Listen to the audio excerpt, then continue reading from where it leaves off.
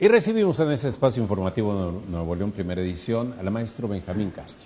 Le damos la bienvenida, que nos acompaña aquí en el estudio. ¿Cómo está? Bienvenido. ¿Y cuál es el tema para esta mañana? Buenos días al auditorio. El tema es esta guerra cultural, esta confrontación cultural que se está dando en el país y que es quizá la parte más apasionante de la cuarta transformación, ¿verdad? Porque se está dando en la familia, se está dando en las redes sociales, se está dando en todas partes y además pues tiene su base, digamos, todos los días en las conferencias mañaneras del presidente López Obrador.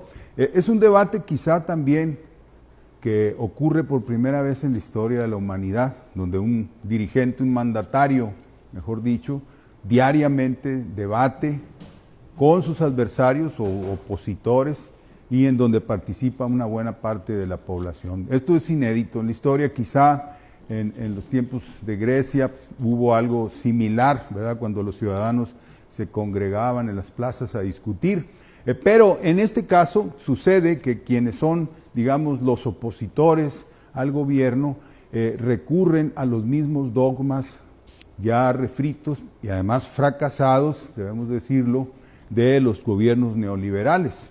Estos gobiernos neoliberales, según un análisis de la jornada por allá en el 2014, representó el triunfo cultural del ITAM, porque todos estos gobiernos fueron hechura de los funcionarios prominentes que venían precisamente del ITAM. Este es un libro de María Eugenia que expresa ahí claramente la historia de esta institución, ¿verdad? Que fue creada precisamente para generar una corriente neoliberal por allá en 1946, ¿verdad? Meterlos al gobierno poco a poco, entraron con el gobierno de Echeverría en un puesto minúsculo ahí en la oficina de la presidencia, sí, de bajo perfil, hasta llegar a tomar la Secretaría de Hacienda ya abiertamente con Carlos Salinas, ¿verdad? Entonces, ellos, la escuela austriaca es el origen de este pensamiento, que es una ideología que dice que pues simplemente el Estado no debe existir, ¿verdad? Que todo lo que haga el Estado es maligno, ¿verdad? Que de ahí viene la corrupción, de ahí viene el endeudamiento, de ahí viene el gasto público desmesurado, ¿verdad? El derroche, que es culpa pues del Estado mexicano, bueno, en general del Estado. En la siguiente imagen tenemos a esta institución que es el ITAM, ¿verdad? Cumplió 75 años en el 2014, en el 2016, o sea que ya tienen su ratito, financiado por Bayeres, los Rockefeller, y familias de ese tipo, ¿verdad? De la oligarquía internacional. En la siguiente imagen están los fundadores, especialmente estos dos, que no son muy conocidos, pero que son los que vinieron y elaboraron, dieron conferencias, y auspiciados por Montes de Oca, el que fue secretario de Hacienda por allá en los 30, y formaron la institución, formaron el instituto, después se les dio un terreno, después se les dio autonomía, incluso, autonomía para que operaran como universidad, ¿verdad? Y desde ahí pues crearon esta escuela de cuadros de la ideología neoliberal radical, ¿verdad? Porque en el Tecnológico de Monterrey digamos que son moderados, neoliberales moderados. Aquí es radical total, destruir al Estado mexicano y el legado de la Constitución. Estas en las conferencias de von Mises lo decían abiertamente, la Constitución mexicana se tiene que ir, la de 1917. En la siguiente imagen se ve pues los que generaron, ¿verdad? Algunos de los cachorros del ITAM más conocidos, ahorita hay más, por supuesto, y en puestos menores, ¿verdad? En el sector público, pero digamos que estos son los más famosillos, especialmente Pedro Aspe, el secretario de Hacienda de Carlos Salinas, ¿verdad? Uno de los más destructivos, ni se diga de Carstens, ¿verdad? O el propio Luis Videgaray, ya con un nivel de inmoralidad mayor incluso que los primeros, ¿verdad? Porque esa era la característica, no al Estado, pero tampoco a la moral. La economía es una ciencia neutra, según ellos, ¿verdad? Tú puedes robar y hacer tranzas, es el mercado, son los negocios. La imagen que sigue, tenemos su objetivo, el tercero constitucional, el 27 constitucional y el 123, o sea, acabar con la educación pública, acabar con la propiedad o el dominio del Estado sobre los bienes naturales, digamos, como el petróleo, las minas, etcétera, y quitarle los derechos a los trabajadores, volverlos a la condición de peones, en nombre de la competitividad, ¿verdad? Entonces, ese era el objetivo, bien claro, abierto, además no lo ocultaban, no era así una cosa esotérica, era muy directo, la Constitución mexicana se tiene que ir. Por eso los gobiernos liberales parecían el triunfo de esta corriente, hasta la llegada de López Obrador. En la imagen que sigue tenemos su resultado, porque aquí, como quien dice, a los neoliberales en México se les agarró con las manos en la masa, ¿verdad? O sea, ¿cómo se dice? En fragancia en su delito. Destruyeron el crecimiento, o sea, fracasaron, porque ellos siempre dicen que sin el Estado, la iniciativa privada, la inversión extranjera va a catapultar la economía, y pues resulta que en México la desplomaron, ¿verdad? No volvieron a crecer y mantuvieron el crecimiento casi en cero, ¿verdad? Porque ya sumando la población, el crecimiento, pues no llegó o no pasó de cero. En la imagen siguiente, lo peor, ¿verdad? Que es el endeudamiento. Provocaron lo que siempre decían combatir.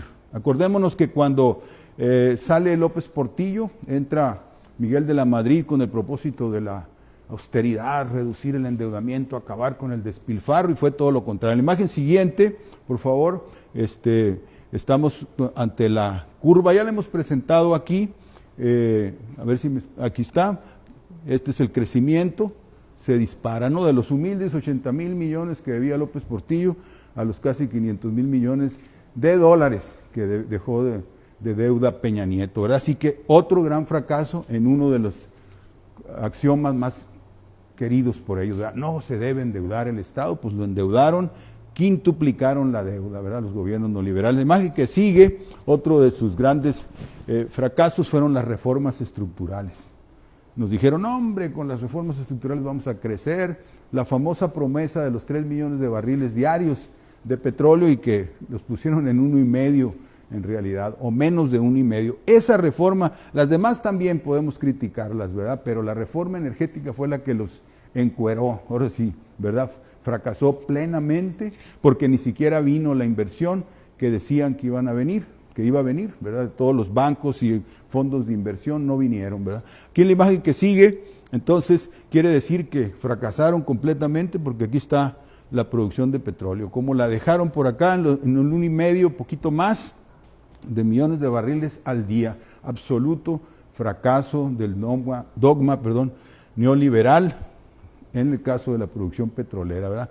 En la imagen que sigue tenemos ahora cómo, de todas formas, después de este fracaso, vuelven a manejar los mismos axiomas, los mismos rollos. ¡Ay! Están enojadas las calificadoras. ¡Ay! Los mercados están viendo mal a México. ¡Uy! No fuimos a Davos. ¡Uy! No fuimos a la reunión del G20. ¡Qué horror! Se van a enojar los mercados con México. Ahora, ¿y con qué nos amenazan? ¡Ay! Pues que se va a ir la inversión extranjera. Veamos aquí lo que ellos, estas calificadoras operan como pitonizos, ¿no? O sea, como el oráculo de Delfos, que le decían a los pueblos griegos qué les iba a pasar, ¿verdad? Y nos dicen a nosotros, es que van a crecer muy poco, que los mercados se van a enojar con México, ¿verdad? Vamos a suponer que los mercados se porten bien.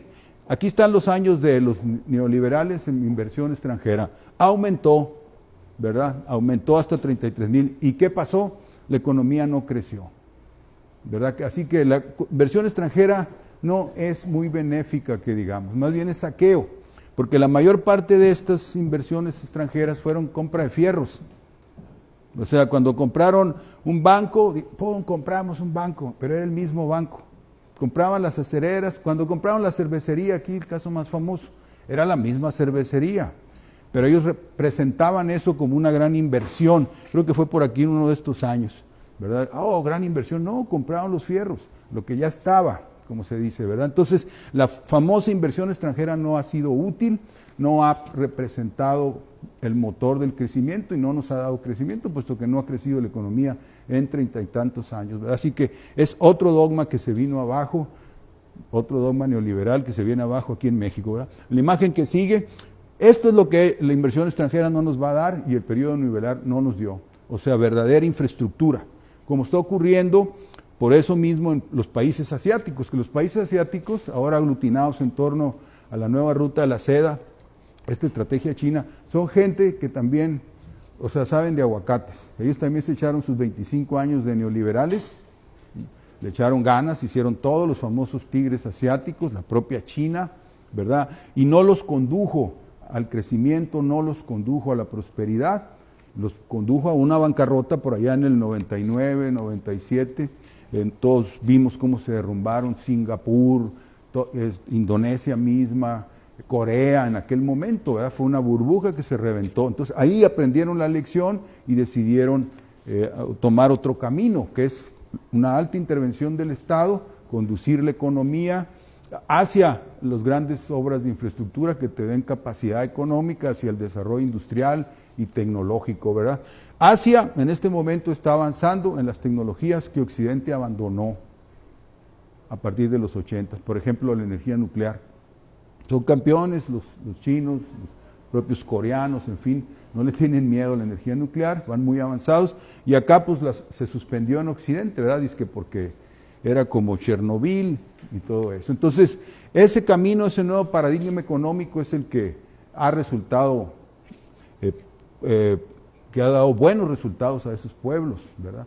Que ya pasaron por lo que estamos pasando, o de lo que estamos saliendo nosotros ahorita, de la pesadilla neoliberal de estos últimos 36 años. Y ese es el comentario del día de hoy, Gerardo. Bien, maestro Benjamín Castro, muchas gracias. Gracias por su colaboración esta mañana para comprender mejor dónde estamos con este modelo económico.